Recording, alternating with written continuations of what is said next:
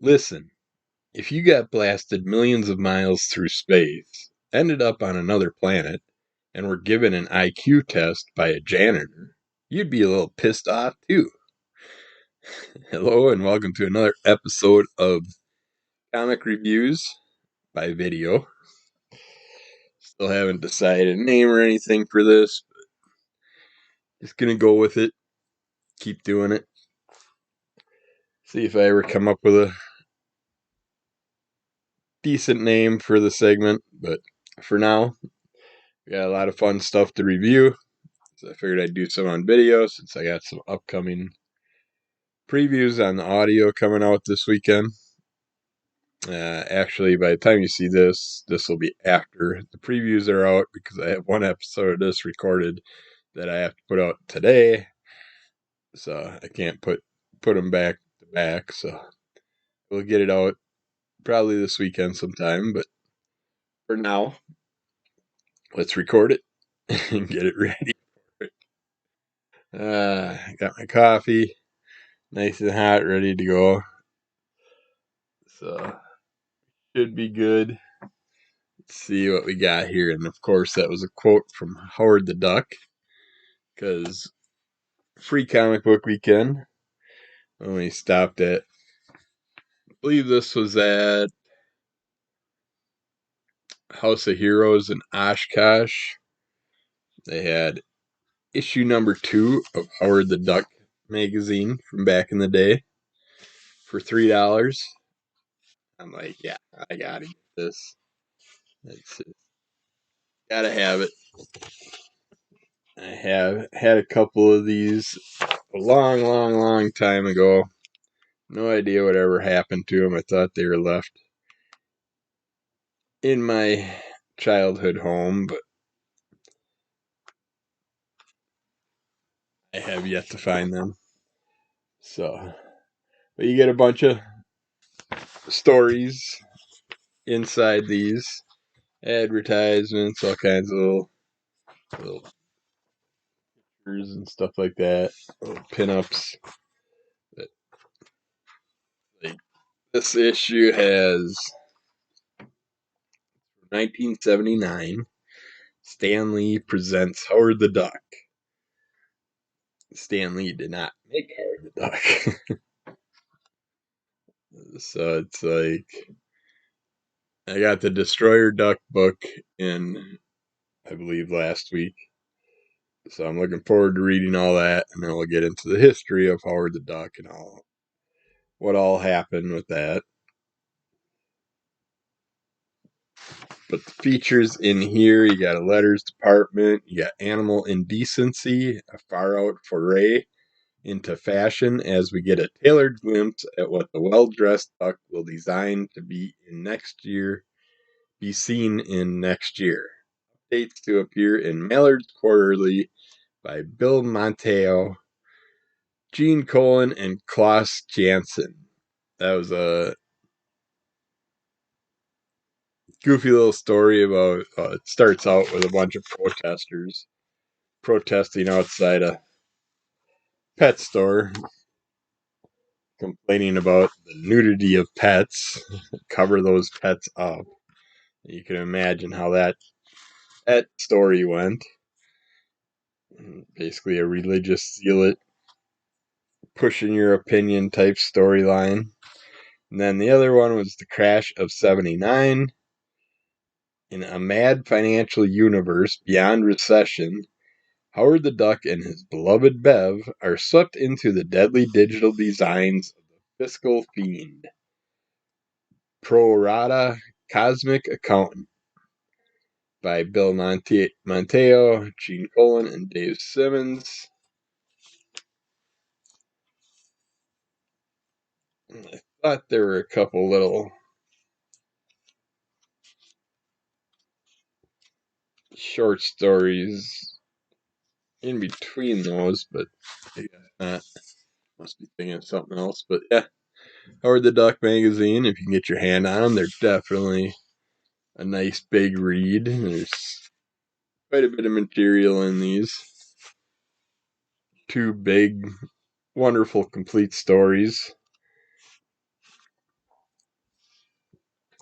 They had two copies. They had a nice mint one that they had an outrageous price on, and they had this one for $3, and it's not too bad. You got a little gouge out of the cover. I can see the cover coming loose eventually. A little off staple on there. But other than that, it reads good. The inside is nice. There's no inking on the inside, so I couldn't pass it up, and I'm glad I picked it up. The wife just happened to see it while we were standing in line for almost an hour to get to the counter. Yeah, luckily, we got to go walking past the new release comics and then some oddball stuff they had hanging on the wall, and that's how she's seen that. That was a nice pickup. And we got Barbaric Hell to Pay, number 4. It's all gone to hell. Will Owen stay trapped in his fiery prison forever, or will he learn why he's been cursed and how to escape? Can Sarah trust Soren, or is history doomed to repeat itself? Find out in the shocking finale to the 3rd volume of Barbaric. And this is a perfect ending to this story, and it's going to lead us right into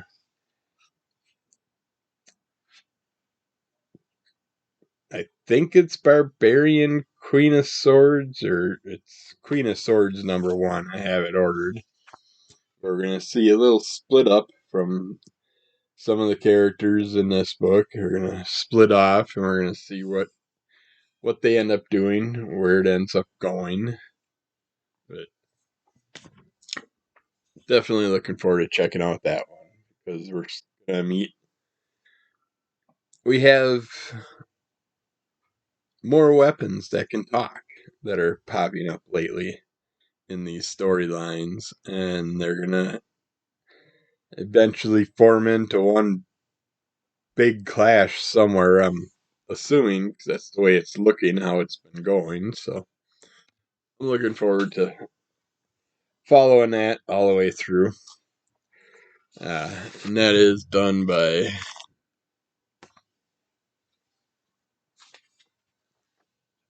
Michael Morecki, Nathan Gooden, Addison Duke, and Jim Campbell from Bolt Comics. It's just been a really enjoyable run. Just that an axe that won't shut up, that drinks blood as you fight enemies. It's just fun. All right, we got Deadpool Team-up, guest starring Captain Britain.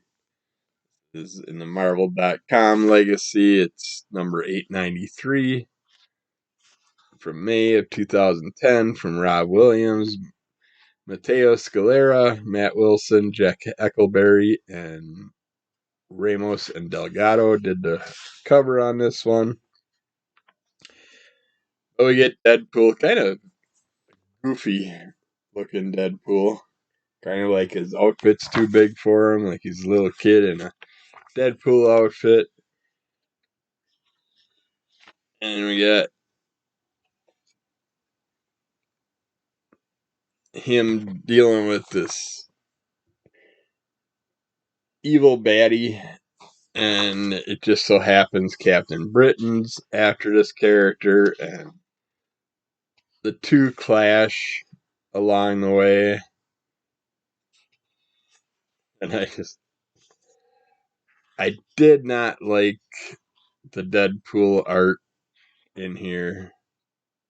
Not a huge fan. Not a huge fan of the,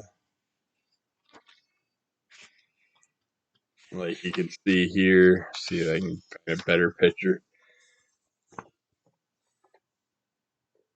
That's our evildoer in a specialized outfit and weaponry that he's found he's searching for. At the same time, Deadpool's searching for, and at the same time, Captain Britain's trying to stop this character, and you just get to see how it ends up with these two teaming up, deal with the entity, and it was a lot of fun.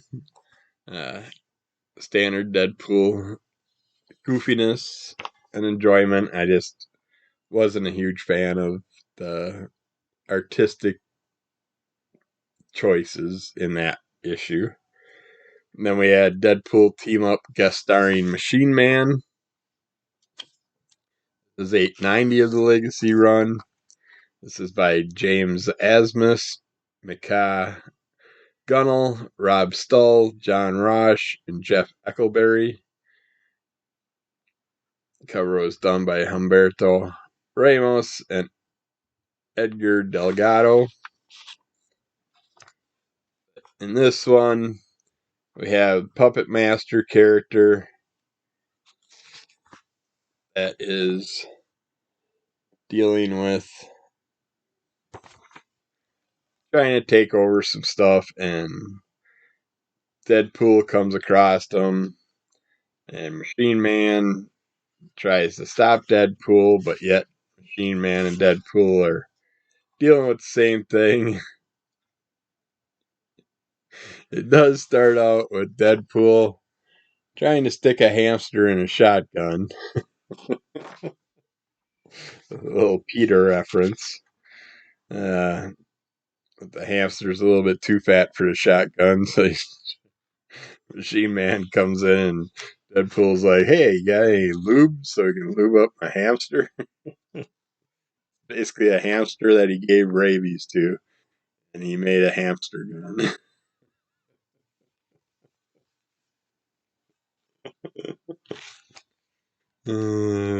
But it's okay. There were no hamsters killed in the making of this comic. But yeah, it's a rabid hamster being shot out of a shotgun. That alone is worth the price to pay for that comic. But yeah, Machine Man and Deadpool, they have their issues. And there's reasons that they worked out good as a team up against the Puppet Master, who can make up little puppets of anything or anybody pretty fast, and then once he makes them, he can control you, make you do things, destroy you, whatever. But yeah, that was probably my favorite one of the three. There is a third one I will be talking about hopefully this weekend on Crimson Cull Comic Club, or this week. It'll probably come out like a couple days after this issue. But yeah, that was a lot of fun. Then we got Kid Slapshot versus Zamboni. I showed you this or talked about this the other day. Well, I, of course, am a fan of Kid Slapshot, so I picked up a few of the covers, and there's the different covers that came out for this issue.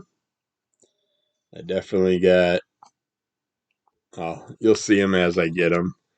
Here's another one. This is a parody on a Deadpool cover from years back.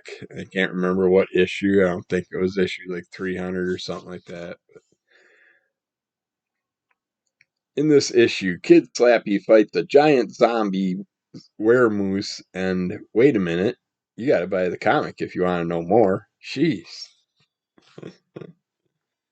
Yeah, this is by Troy Dungara, who's been on our Crimson Cull Comic Club podcast.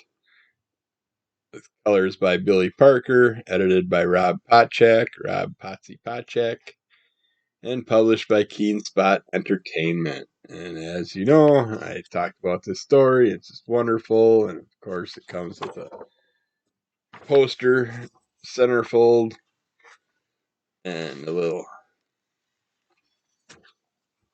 shots off the crossbar with a little note from me in there. But I love this issue. This is probably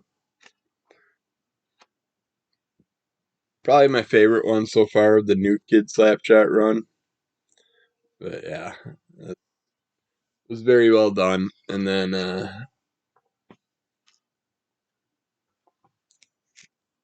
just because I have them close by. I'm going to re-show some original art covers that I got by Troy Dungara. There's a nice vampired out kid Slapshot.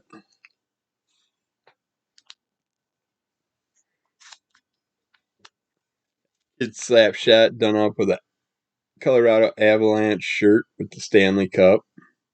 Should actually hit him up again this year and see if I can get a Las Vegas Knights one. Got a Squirrel Girl cover. So I just love his style of artwork. It's just very interesting and enjoyable. Got a Man-Thing cover.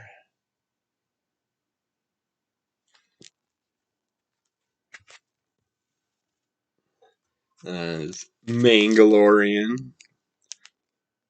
Got a Mandalorian image on that cover. And his new book with Tim Seeley, Lucky. I just love the way this Lucky cover looked, so I had to pick that one up. Just a cross between the new Daughter of Casey Jones, Catwoman feel to it, just a little badass, a little spiked bat. And then he had a Creep Show blank, so I got a Svengoolie done by him, which is awesome. This week was past weekend on Svengoolie. I was immortalized as the spawn of Svengoolie, so that was awesome. So if you watched that, you would have seen a werewolf from Wisconsin named Kevin show up on Svengoolie. So that was cool. And this should look to see if they finally got some clips out so I could get that clip and post it. Then next up, we got Santos Sisters, number 4. The world is a vampire. We got, starts out with the story, Dude, Where Is My Car? Or we got a variety of car thieves working up a plan to deal with a new territory because the territory they're in just isn't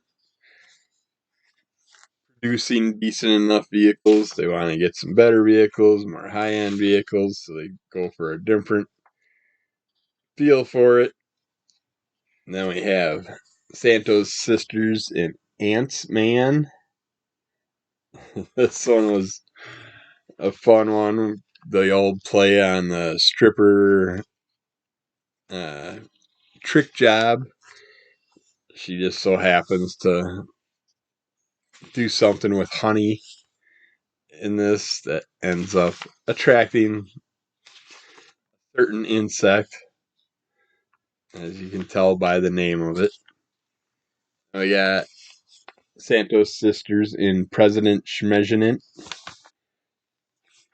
This one, they're dealing with a new burger joint being introduced with the president doing the cutting ceremony, the ribbon cutting ceremony, and things go wrong, and Santos Sisters have to stop in to save the day. But yeah, you got all your fun little ads in here, little goofy things. It's just an enjoyable book. It's gotten better, I'll admit. The first one was good, then the second two went downhill a little bit. This one's picking up again. I know I got another one coming out here in the latest catalog, I believe. We got Star Wars Darth Vader. Oh, that'd be a fun comic. Darth Vader. Serving drinks and platters at the heist of the Sith Empire. The Star Wars Darth Vader, black, white, and red, number 2. Number 1 was wonderfully done. with a silent story, but this one is done just as well. We get a little continuation of our hard shutdown story. We get part 2 by Jason Aaron, Leonard Kirk, Romalo Fajardo Jr., and we get a little deeper into what's going on with them kind of taking down Vader and why they're trying to disassemble him, and what their plans are to do to the Empire and stuff, and why they're doing it. We're getting a little more history on it. I think this is only a 4 or 5 issue run, so you would think they'd give us a little more information. I think by next issue we'll know everything about what's going on, basically, and then they'll finish it up in the 4th. I think, but it might be 5 issues. I'm not sure. It might be 6. Who knows? Then we got The Endless Mercy with David Pepose and Alejandro Viti. And here we're dealing with some evil entity that Darth Vader is trying to figure out what's going on. Stormtroopers are being taken down, and we get to see what this evil being is and why it's doing this to the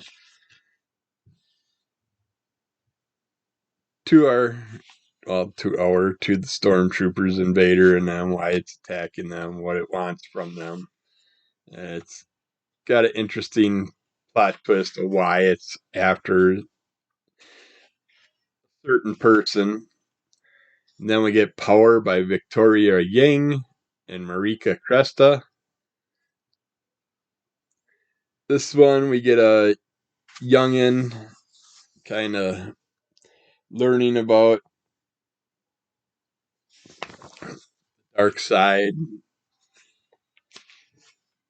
learning about the Force, dealing with bullies in his life, and then seeing those bullies being bullied and their village being taken over, and just an interesting look at how Vader and them kind of cause conflict and stuff in that area, and why it's happening and what's going on, and then what it has to do with the bully situation and stuff. But it was well done. I am really liking that run. Then we got Teenage Mutant Ninja Turtles, Usagi Yojimbo, number 3, Wherewhen. The story's still going well. We got the wraparound cover. Our 4 kappas, 4 turtles that are helping them deal with our mole men ninjas in the beginning of this. And then it ends up taking us into the storyline more towards the character that the turtles are after.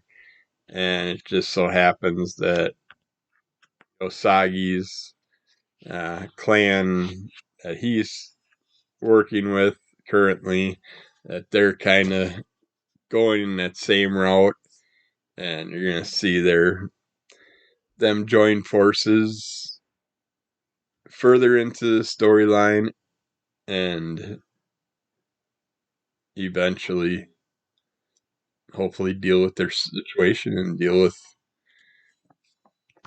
all the entities that are causing them problems.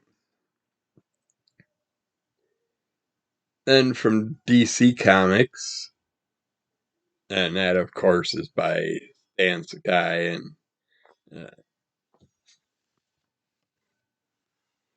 I should make sure. Who else we got here? Stan Sakai, Nicholas Dina, and Scott Dunbier. I thought Kevin Eastman was part of the storyline, but Looks like story art and lettering is all Stan Sakai. Huh.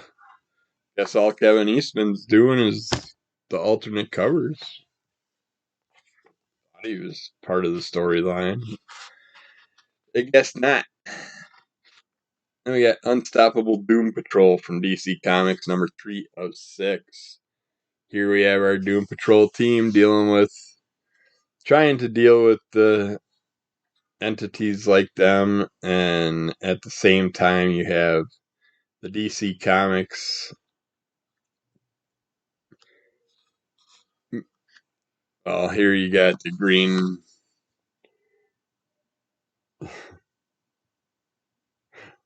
Lantern. I was going to say the Green Arrow. And I had Green Hornet stuck in my head. Green Lantern characters. They're trying to stop the Doom Patrol characters because of who they have with them. They have a certain Starro, uh, being a human that was taken over by one of the Starro things that just so happens to be a specialized human because of everything that's going on, and we're going to find out more in the next issue, but we're going to find a lot more because that'll be issue 4 and 6. We're going to have to be getting ready for some big finale event here pretty soon in 5 and 6, I would assume, but yeah, it's definitely, it's got my curiosity. I want to know what's going on with all this, and I really like how the first 2 issues went, so it's a fun run if you like any of the Doom Patrol characters and the DC characters, because they've been all across. I don't know, we had Batman and stuff in issue 1, I think Superman and Batman, but then we got Warlock Rebirth number 2. I'm loving this character more and more. The more I get to know of Warlock, and hopefully he won't be leaving us, but yeah, Gamora in here, Warlock, our little Pip character, and they end up having to look for help from Doctor Strange and to try and understand more of this possible new Warlock character and what she is doing now that she has the Soul Stone. And it's interesting seeing what Doctor Strange has to go through to try and help our characters out and figure this all out. It's a good run. I'm glad I picked it up. I would have never bought it if it wasn't for number 1 being a Howard the Duck cover. And I did it for that, and I really like the Warlock character now. And now I want to know more about him, and now they're trying to replace him. So we got the X-cellent number 3 of 5, I believe. This one, oh yeah, I should give the synopsis out. This is by Peter Milligan, Michael Dock Allred, Laura Allred, and Nate Picos of Blambot. I don't know why Michael Dock Allred started appearing all of a sudden. He went back to school and got his doctoral doctorate. Who knows? I'm not sure what's up with that. But Zeitgeist, the deceased leader of X-Force, now known as the X-Statics, is back. And this time he's brought with him a team of conniving, cutthroat mutants eager to steal the celebrity spotlight from the X-Statics. Most recently, the X-cellent stole a spell from Doctor Strange's Book of the Vishanti.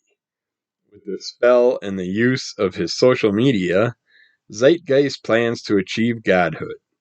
But Zeitgeist's abusive behavior is starting to turn his team against him, and his newest recruit Toodlepip, is not making matters any easier. To advance his agenda, Zeitgeist has recruited a new weapon, a sentient machine, Dox, the ability to search and identify any information about an individual on the internet. But little does Zeitgeist realize that Dox has his own plans, blackmailing Mirror Girl and Toodle Pip to kill their leader. And they gotta take out Zeitgeist because he's just such a last issue, I started liking this a lot more. This issue is good too. I'm enjoying where it's going. Uh, I'd like to see more dupe and anti-dupe in here. We get all our ecstatics and excellence characters in here, just battling away, dealing with their things, their issues. Zeitgeist, his whole puke ability, that just the guy's too skinny to constantly keep puking. You never see him eat, never see him drink, but yet he's always throwing up. It's I have issues with certain little quirks and stuff. If you're gonna do a character that vomits, a character has to put sustenance in their body to vomit once in a while. So if you never see the character eat in 8 issues, it's like, what's he throwing up? It's not, you don't have to worry about killing him because he's going to kill himself because he's throwing up his insides. Can't help it. I just got my issues. I gotta have details with certain things. Then you got X-23 Deadly Regenesis. This is number 3. Come on, get back there. By Erica Schultz, Edgar Salazar, Carlos Lopez, DC's Corey Petit, and many more.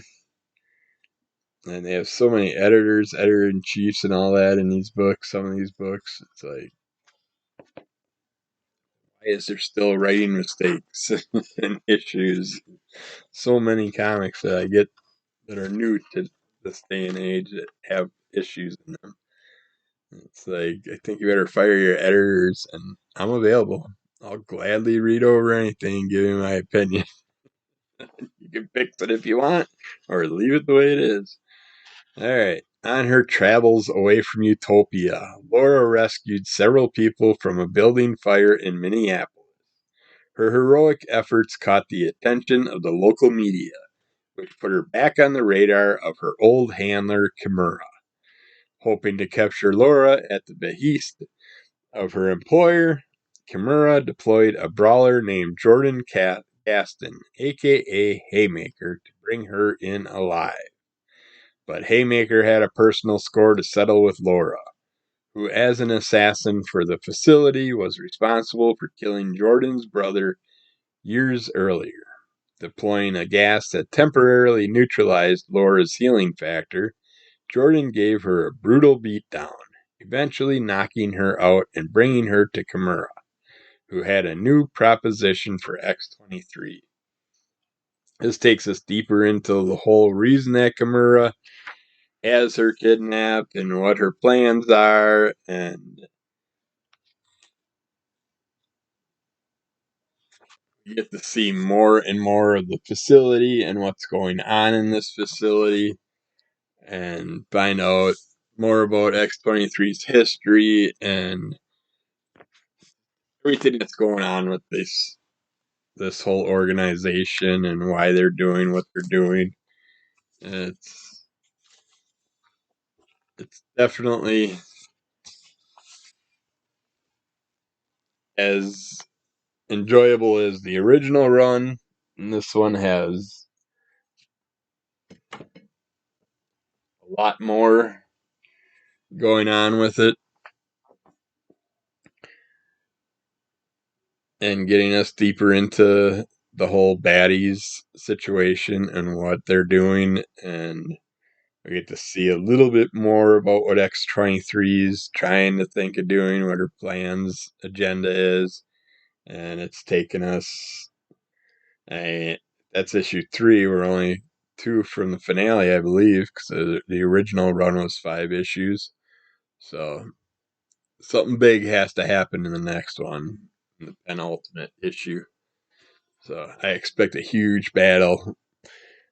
This whole organization being ripped apart and gutted out from the inside, and we'll just have to see what happens. But yeah, I'm loving the X-23 character and everything they've been doing with her.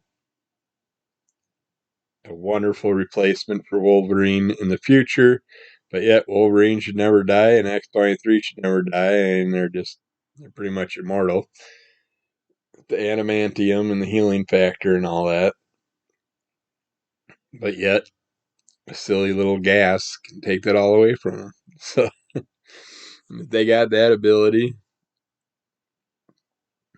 it wouldn't be hard to take them, imprison them, chain them up in a coffin, metal coffin, adamantium coffin, and toss them into the bottom of the ocean, deep of the ocean. That'd be one way to get rid of these characters that can never die until someone digs them up and then brings them back to the real world. But that's it for today. That was a nice huge pile of goodies that we went through. So check those out, any that interest you. And we're going to be, if we didn't get them out yet, we will have them coming out, the previews episodes. And like I said, the one Deadpool Team-up, I'll probably have another issue on the Crimson Call Comic Club this week, if certain people are there. So check that out, and we'll get back to you with more of these sometime soon. So keep following Under the Color of MS, Crimson Color Comic Club. And there is a little rumor that we might start doing Under the Color again in the future, maybe once a month. Who knows? We'll see what happens. So keep an eye and an ear out. Keep following us at Under the Call of MS, and you will know everything that's going on and be able to link to any of our stuff. Check out our Instagram pictures, check out our YouTube videos, and check out our audio podcast. All right, bye.